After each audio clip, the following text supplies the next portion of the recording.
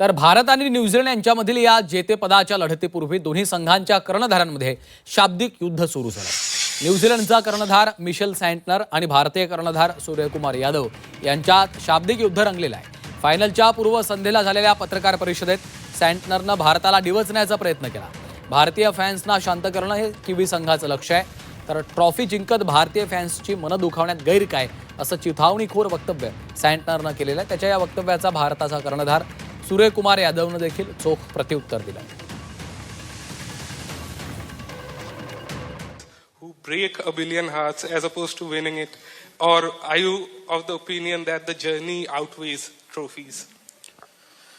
Yeah, I wouldn't mind winning a trophy, but yeah, I think that's, you look at this group and the groups that have been in the past. We are pretty consistent in these tournaments because we try not get overruled by the situation or opponents. We just go out there and do our thing, and as a unit, it's been no different this time. And again, it's going to be obviously a challenge where everyone knows we're probably. अरे सब same ही line चिपका रहे आके कुछ नया तो बोलने बोलो किसी को. But yeah, the mood in the camp is very relaxed, very happy. Obviously, it's a special feeling leading such a wonderful side at home soil. That too at such a wonderful stadium. It's a special feeling, and everyone is very excited for it. तर cricket चाहत्यांसाठी आज हा super Sunday आहे. Michel सँटनरनं भारतीयांना सामन्याच्या आधीच डिवचलेलं आहे. त्यामुळे दोन्ही कर्णधारांमध्ये शाब्दिक युद्ध रंगल्याचं चित्र आपल्याला पाहायला मिळतंय.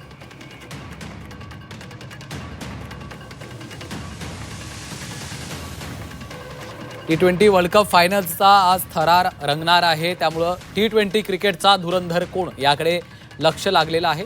आणि या जेतेपदाच्या लढतीपूर्वीच दोन्ही संघांच्या कर्णधारांमध्ये एक प्रकारचं शाब्दिक युद्ध देखील सुरू झाल्याचं चित्र आपल्याला पाहायला मिळतंय.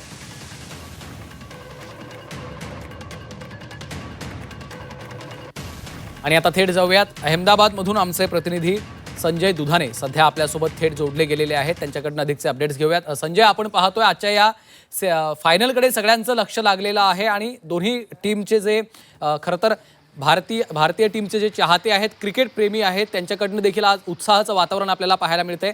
काय सध्याचं चित्र आहे अहमदाबादमध्ये, काय घडतंय? आज T20चा धुरंधर कोण हे पाहण्यासाठी खरं तर सगळ्या जगाचं लक्ष लागलेलं आहे. परंतु आज इकडे अनेक मोठ्या अभिनेत्यांची आपल्या ह्यापूर्वीच्या विजेत्यांची मांदियाळी इकडे असणार आहे. त्यामुळे आज जर अहमदाबादचं एअरपोर्ट म्हणाल तर सकाळपासून तिथे VIP मुवमेंट आहे, कारण की 25 पेक्षा जास्त प्रायव्हेट जेट तिथे उतरत आहेत. त्यामुळे आपण जर मुंबईचा सामना बघितला असता, मुंबईमध्ये पण अनेक बॉलिवूडमधील सुपरस्टार आणि क्रिकेटपटू आले होते. पण आजच्या सामन्यासाठी ज्यांनी 83चा वर्ल्ड कप जिंकला तो कपिल देव येणार आहे. सगळ्यात महत्वाचं म्हणजे वानखेडे स्टेडियमवर सचिनच्या मुलाचं लग्न असल्यामुळे परवाच्या सेमीफायनलच्या मॅचला सचिन अनुपस्थित होता. पण आजच्या या जगातल्या सगळ्यात मोठ्या स्टेडियम मध्ये सचिन तेंडुलकर येणार आहे. त्यामुळे महेंद्र धोनी ऑलरेडी इकडे आलेला आहे. त्यामुळे आतापर्यंत भारताने जे वर्ल्ड कप जिंकले होते, T20चे 2 वर्ल्ड कप जिंकलेले आहेत आणि एक दिवसीय सामन्याचे पण 2 वर्ल्ड कप जिंकलेले आहेत. ते सर्वच्या सर्व कर्णधार आहेत. पण आजच्या या रणभूमीचा कर्णधार कोण होणार, सूर्यकुमार होणार का, त्याकडे खरं सगळ्या जगाचं लक्ष आहे.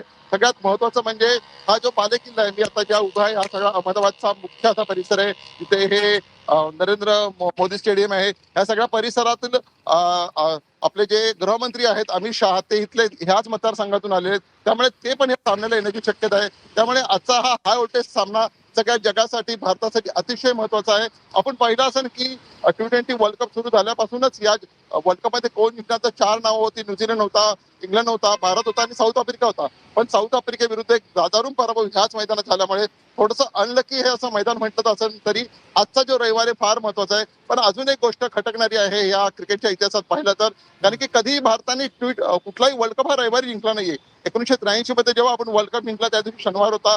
या दिवशी आपण 2011 मध्ये वानखेडेमध्ये सचिन तेंडुलकरच्या उपस्थितीत जेव्हा महेंद्र धोनीने वर्ल्ड कप उचलला त्यावेळेला पण रविवार नव्हता. कधी आपण रविवारी वर्ल्ड कप जिंकला नाहीये. त्यामुळे आज एक नवीन इतिहास घडवायचा आहे सूर्यच्या टीमला. खरं तर यजमान म्हणून वर्ल्ड कप जिंकायचा आहे, सगळ्यात महत्त्वाचं दुसऱ्यांदा वर्ल्ड कप जिंकायचा आहे. आणि रविवारी जी आपली गोष्ट आहे, रविवारी आपण कधी वर्ल्ड कप जिंकला नाही, तो पण इतिहास पुसायचा आहे. असा अनेक ऐतिहासिक असा हा धुरंधर सूर्यकुमार ठरतोय काय, याकडे तुम्हा समजायचं नव्हतं. सगळ्या जगाच्या लक्षवेधी हा सामना आता काही तासाभरच आला आहे.